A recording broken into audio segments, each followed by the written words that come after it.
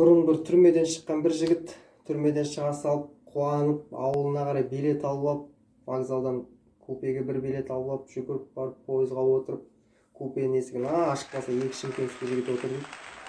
Соған екі шымкентский жігіт тұрып, кел отыр танысып білісіп, екі шымкентский жігітпен отырып ішіп сөйтеді. Екі шымкентский жігіт купеден шығып кетеді, темекі шегіп келейік деп. Сөйтіп екеуі шығып кеткен кезде пойыз резко тарс тоқтап қалады ғой.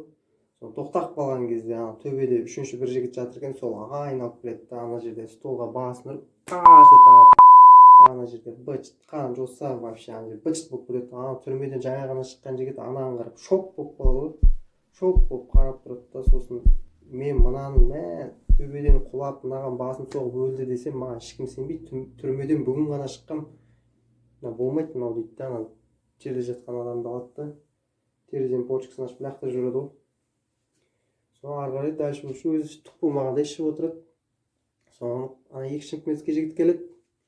Соны төбедегі қайда?